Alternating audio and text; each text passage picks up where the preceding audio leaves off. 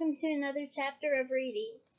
Before I begin, it is time to open another day of my calendar. So let's see. It is 18 days until Christmas. So that means we open up this one right here. So let's find out what's inside, shall we? Just looking at it very carefully. Don't want to tear anything. Let's see what's inside.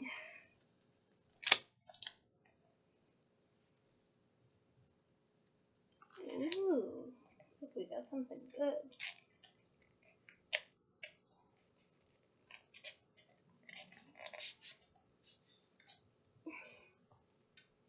Is that it? Yeah, that's it. Let's see, what did we get? Oh, neat! It's the, if you remember from Sorcerer's Stone, it's the list of what, Hogwarts students need at their first year. Isn't that cool?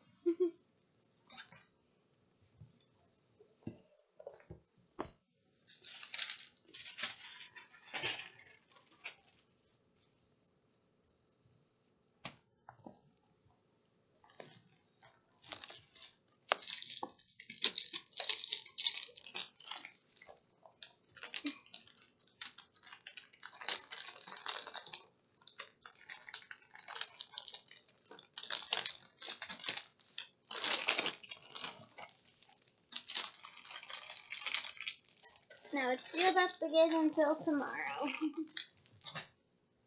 Okay, now we can get on with the chapter. So let's begin, yes? Chapter 11. Aboard the Hogwarts Express. There was a definite end of the holidays gloom in the air when Harry awoke the next morning. That's ironic considering the holidays are just beginning. Heavy rain was still splattering against the window as he got dressed in jeans. Nope, not me. I don't like jeans. And a sweatshirt. They would change into their school robes on the Hogwarts Express. He, Ron, Fred, and George had just reached the first floor landing on their way down to breakfast when Mrs. Weasley appeared at the foot of the stairs, looking harassed. "Arthur!" she called up the staircase. "Arthur! Urgent message from the Ministry!" Harry flung himself against the wall as Mr. Weasley came clattering past with his robes on back to front and hurtled out of sight.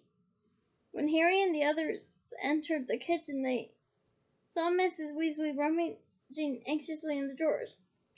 "I've got a quill here somewhere," and Mr. Weasley bending over the fire, talking too. Harry shut his eyes hard and opened them again to make sure that they were working properly. Amos Diggory's head was sitting in the middle of the flames like a large bearded egg.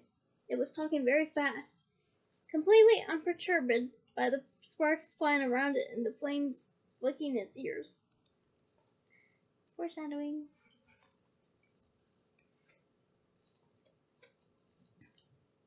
McGonagall heard pines and sound, so they went and called those, what you call them, policemen. Arthur, you've got to get over there. Here, said Mrs. Weasley breathlessly, pushing a piece of parchment, a bottle of ink, and a crumpled quill into Mr. Weasley's hands. "The worst stroke of luck I've heard about it," said Mr. Diggory said. "I've had to come in to the office early to send a couple of miles, and I found the improper use of magic. Look, I'll set it off. If Rita Skeeter gets a hold of this one, I'll..." What does Mad Eye say happened?" asked Mr. Weasley, unscrewing the ink bottle, loading up his quill, and preparing to take notes. Mr. Diggory's head rolled its eyes. Says he heard an intruder in his yard. Says he was creeping toward the house, but he was ambushed by his dustbins. What did the dustbins do? Asked Mr. Weasley, scribbling frantically. Made a heck of a noise and fired rubbish everywhere, as far as I can tell, said Mr. Diggory. Apparently one of them was still up rocking and around when the policeman showed up. Mr. Weasley groaned. And what about the intruder? Arthur, you know Mad-Eye, said Mr. Diggory's head still rolling its eyes again. Someone creeping into his yard in the dead of the night? More likely there's a very shell-shocked cat wandering around somewhere, covered in potato peelings. But if the improper use of magic law got their hands on Mad-Eye, he's had it. Think of his record. We've got to get him off on a minor charge. Something in your department. What are exploding dustbins worth? Might be a caution, said Mr. Weasley, still writing very fast. His brow furrowed. Mad-Eye didn't use his wand. He didn't actually attack anyone. I bet he leapt out of bed and started jinxing everything he could reach the window, said Mr. Diggory. But they'll have a job proving it. There aren't any casualties.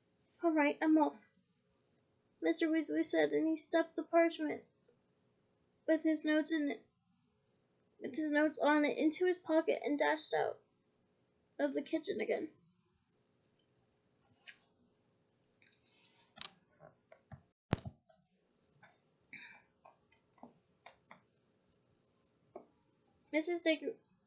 Mr. Diggory's head looked at Mrs. Weasley. Sorry about this, Molly, it said more calmly. Bothering you so early and everything, but Arthur's the only one who can get Mad-Eye off, and Mad-Eye's supposed to be starting his new job today. Why he had to choose last night? Never mind, Emma, said Mrs. Weasley. Sure you won't have a bit of toast or anything before you go? Oh, go on then, said Mr. Diggory. Mrs. Weasley took a piece of buttered toast from a stack on the kitchen table, put it into the fire tongs, and transferred it into Mr. Diggory's mouth. Thanks, he said in a muffled voice, and then with a small pop, vanished. Harry could hear Mr. Weasley calling hurried goodbyes to Bill, Charlie, Percy, and the girls. Within 5 minutes he was back in the kitchen, his robes on the right way now, dragging a comb through his hair. I'd better hurry. You have a good time, boys,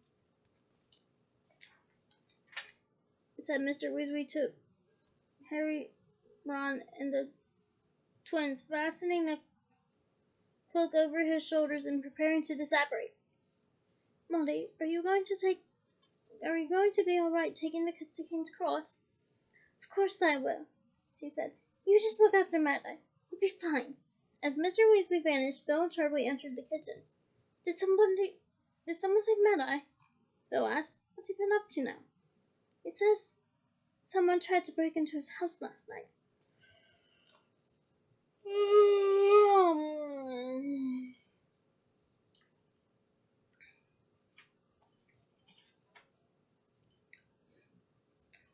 He says someone tried to break into his house last night, said Mrs. Weasley. Mad-Eye Moody, said George loudly, spreading marmalade on his toast.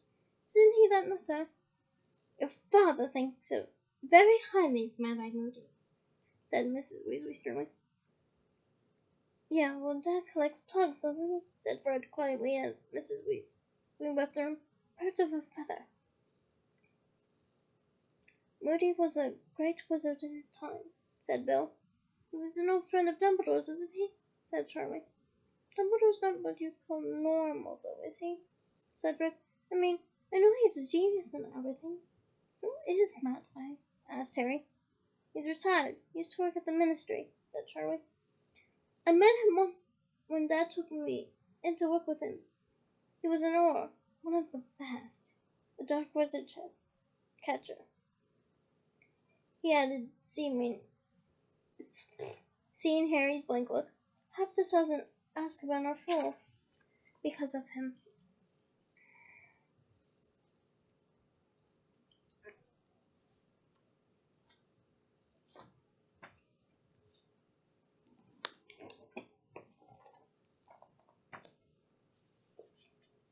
He made himself loads of enemies, though. The families of people he caught many, and I heard he's been getting really paranoid in his old age. Doesn't trust anyone anymore. Sees dark wizards everywhere. Bill and Charlie decided to come and see everyone off at King's Cross Station, but Percy, apologizing most profusely, said that he really needed to get to work. I can't justify taking more time off at the moment, he told them. Mr. Crouch is really starting to rely on me. Yeah, you know what, Percy? Said George seriously. I reckon he'll know your name soon. Mrs. Weasley had braved the telephone in the village post office and to order 3 ordinary Muggle taxis to take them into London. Arthur tried to borrow the ministry cars for us, Mrs. Weasley whispered to Harry as they stood in the rain-washed yard watching the taxi drivers carrying 6 heavy Hogwarts trunks into their cars. But there weren't any to spare. Oh dear, they don't look happy, do they? Harry didn't like to tell Mrs. Weasley that Muggle taxi drivers rarely transported overexcited owls, and Pidwin was making an ear-splitting racket. Oof. Nor did it help that a number of filibusters' fabulous wet start no heat fireworks went off unexpectedly when Fred's trunk sprang open, causing the driver carrying it to yell with fright and pain as Crookshanks clawed his way up the man's leg. Oh. Hug for the driver. The journey was uncomfortable, owing to the fact that they were jammed in the back of the taxis with their trunks. Crookshanks took quite a while to recover from the fireworks, and by the time they entered London, Harry, Ron, and Hermione were all severely scratched. They were very relieved to get out at King's Cross, even though the rain was coming down harder than ever, and they got soaked carrying their trunks across the busy road and into the station.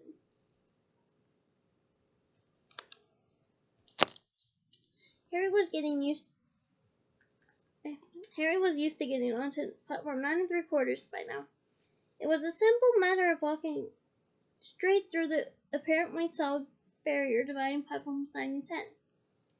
The only tricky part was doing this in an unobtrusive way, so as to avoid attracting medical attention. They did it in groups today. Harry, Ron, and Hermione, the most conspicuous since they were accompanied by Pidwin and Crookshanks, went first. They leaned casually against the barrier, chatting unconcernedly, and slid sideways through it, and as they did so, platform 9 3/4 was materialized in front of them. The Hogwarts Express, a gleaming scarlet steam engine, was already there. Clouds of steam billowing from it, though which many Hogwarts students and parents on the platform appeared like dark ghosts. Pidwin became noisier than ever in response to the hooting of many owls through the mist. Harry, Ron, and Hermione set off to find seats and were soon stowing their luggage in a compartment halfway along the train. Then they hopped back down onto the platform to say goodbye to Mrs. Weasley, Bill, and Charlie. "I might be seeing you all sooner than you think," said Charlie, grinning as he hugged Ginny goodbye. "Why?" said Fred keenly. "You'll see," said Charlie. "Just don't tell Percy I mentioned it. It's classified information. Until such a time as the Ministry sees fit to release it, after all."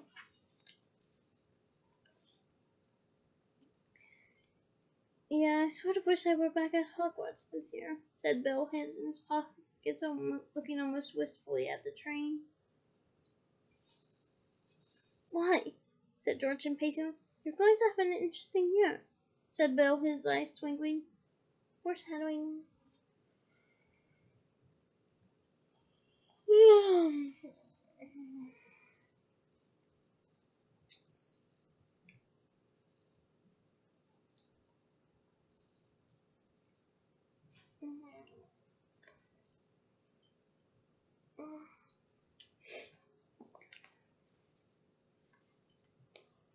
Said Bill, his eyes twinkling. I might even get time off to come and watch a bit of it. Bit of what? Said Ron. But at that moment the whistle blew.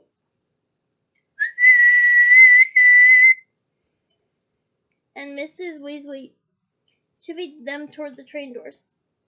Thanks for having us to stay, Mrs. Weasley, said Hermione as they climbed on board, closed the door, and leaned out of the window to talk to her. Yeah, thanks for everything, Mrs. Weasley, said Harry. Oh, it was my pleasure, dears, said Mrs. Weasley. I'd invite you for Christmas, but, well, I expect you're all going to want to stay at Hogwarts, with one thing and another. Said Ron irritably. What do you know? What do you three know that we don't? You'll find out this evening, I expect, said Mrs. Weasley, smiling. It's going to be very exciting. Mind you, I'm very glad they changed the rules. What rules? Said Harry, Ron, Fred, and George together. I'm sure Professor Dumbledore will tell you. Now behave, won't you? Won't you, Fred? And you, George? The pistons hissed wildly and the train began to move. Tell us what's happening at Hogwarts, Fred bellowed out of the window as Mrs. Weasley, Bill, and Charlie sped away from them. What rules are they changing? But Mrs. Weasley only smiled and waved. Before the train had rounded the corner, she, Bill, and Charlie had separated. Harry, Ron, and Hermione went back into their compartment. The thick rain splattering the windows made it very difficult to see out of them. Ron undid his trunk, pulled out his maroon dress robes, and brought them over Pigwidgeon's cage to muffle his hooting. Bagman wanted to tell us what's happening at Hogwarts, he said grumpily, sitting down next to her. At the World Cup, remember? But my own mother won't say. Wonder what? Shh, Hermione whispered, suddenly pressing her finger to her lips and pointing toward the compartment next to theirs. Harry and Ron listened and heard a familiar, drawling voice drifting through the open door. Father actually considered sending me to Durmstrang rather than Hogwarts, you know. He knows the headmaster, you see. Well, you know his opinion. Dumbledore. That meant such a mud on that one. And Durmstrang doesn't admit to that sort of refract. Mother didn't like the idea of me going to school so far away. Father says Durmstrang takes a far more sensible line than Hogwarts about the dog guards. Durmstrang students actually learn, not just the defensive rubbish we do. Hermione got up, tiptoed to the compartment door, and slid it shut, blocking out Malfoy's voice. So he thinks Durmstrang would have suited him, does he? She said anyway. Wish he had gone. Then we wouldn't have to put up with him. Durmstrang's another wizarding school? Said Harry.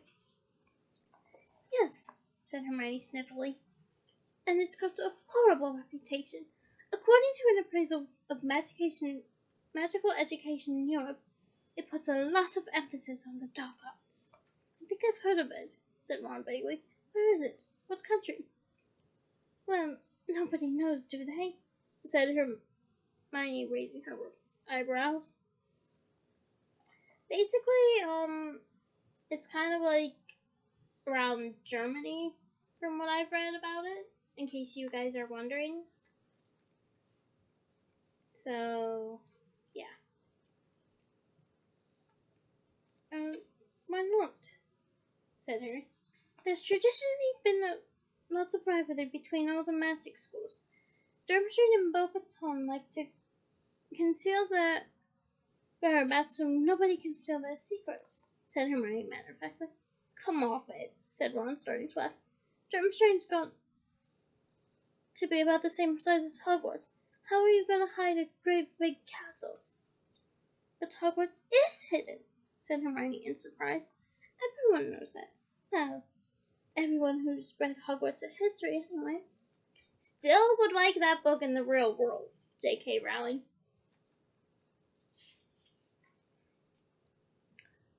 Just you then, said Ron. So go on, how do you hide a place like Hogwarts? It's bewitched, said Hermione. If a muggle looks at it, all they see is a moldering old ruin with a sign over the entrance saying, Danger, do not enter, unsafe. So Durmstrang would look like a ruin to an outsider too? Maybe, said Hermione, shrugging. Or it might have muggle repelling charms on it, like the World Cup Stadium.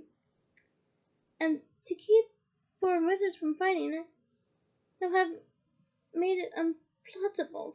Come again? Well, you can't enchant a building so it's impossible to plot on it map, can you? If you say so, said Harry. But I think Durmstrang must be somewhere in the far north, said Hermione thoughtfully. Somewhere very cold, because they've got fur capes as part of their uniforms. Think of the possibilities, said Ron dreamily. It would have been so easy to push Malfoy off a glacier and make it look like an accident. Saber's mother likes him. Narcissus is actually a pretty good person. The rain became heavier and heavier as the train moved farther north. The sky was so dark and the windows so steamy that the lanterns were lit by midday. The lunch trolley came rattling along the corridor, and Harry brought a large stack of cauldron cakes for them to share. Several of their friends looked in on them as the afternoon progressed, including Seamus Finnegan, Dean Thomas, and Neville Longbottom, a round-faced, extremely forgetful boy who had been brought up by his formidable witch of a grandmother. Seamus was still wearing his iron rosette. Some of its magic seemed to be wearing off now. It was still squeaking, Troy, Mullet, Morin, but in a very feeble and exhausted sort of way.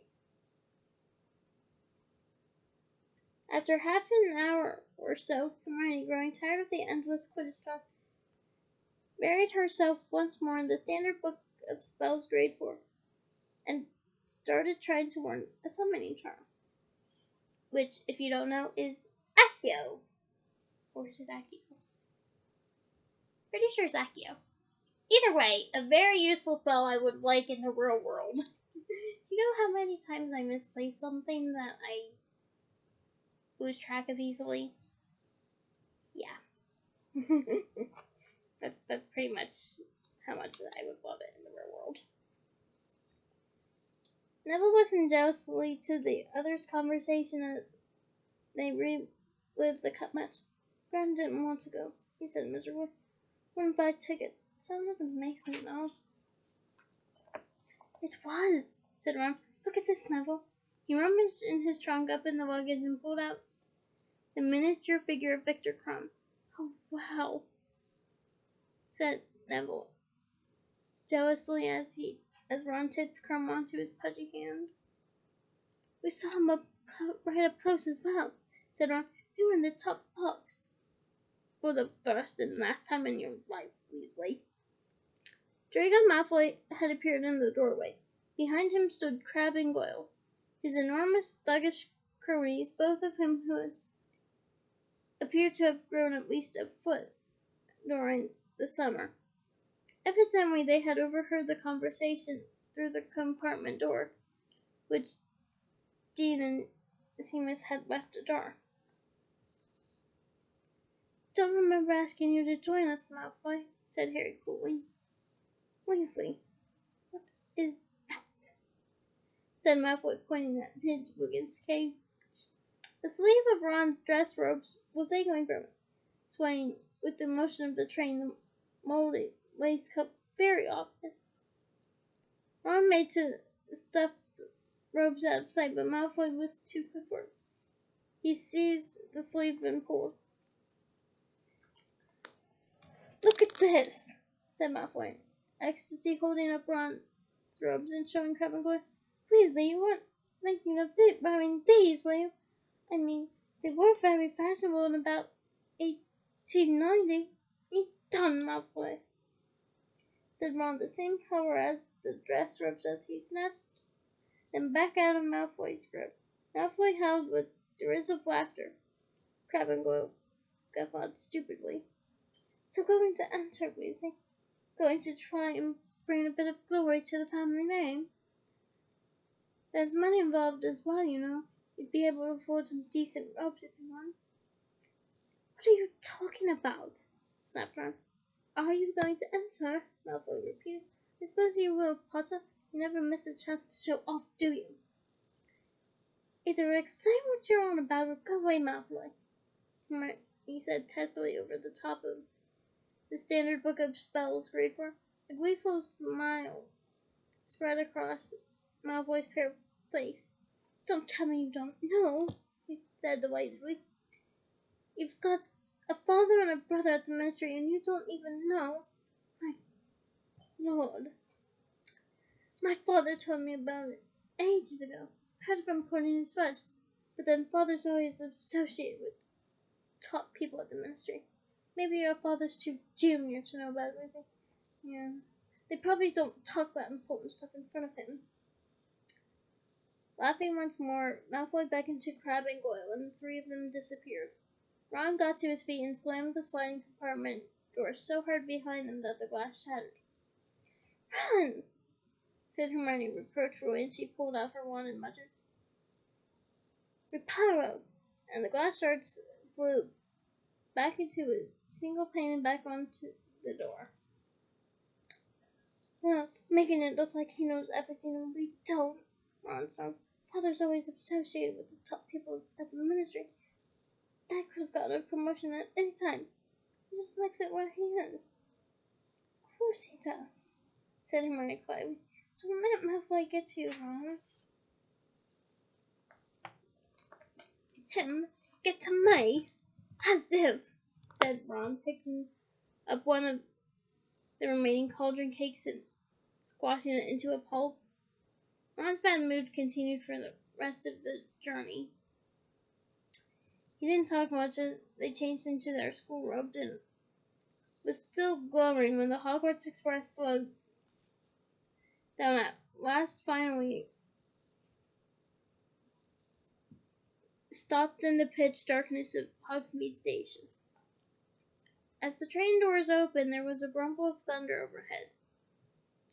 Hermione bundled up Crookshanks in her cloak, and Ron whipped his dress robes over Pitchwigan as they left the train.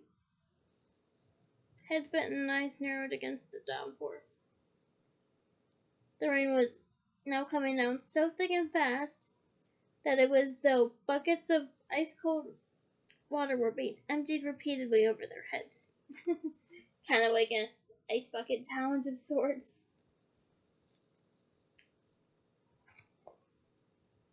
Hi, Hagrid, Harry yelled, seeing a gigantic silhouette at the far end of the platform. All right, Harry. Hagrid bowed back, waving. See you at the face if we don't drown. First years traditionally reached Hogwarts Castle by sailing across the lake with Hagrid. I wouldn't fancy crossing the lake in this weather, said Hermione fervently, shivering as they inched slowly along the dark platform with the rest of the crowd. 100 of horseless carriages stood waiting for them outside the station. Harry, Ron, Hermione, and Neville climbed gratefully into one of them. The door shut with a snap, and a few moments later, with a great lurch, the long procession of carriages were rumbling and splashing its way up the track toward Hogwarts Castle. And that is the end of this, again, surprisingly short chapter. I hope you enjoyed it. And in advance, I am here with my doll Rebecca. I have her ready for Hanukkah because she is Jewish. So, to all my Jewish friends out there in advance, whoever you may be, have a happy Hanukkah and Shalom Aleichem. May peace be upon you. Bye.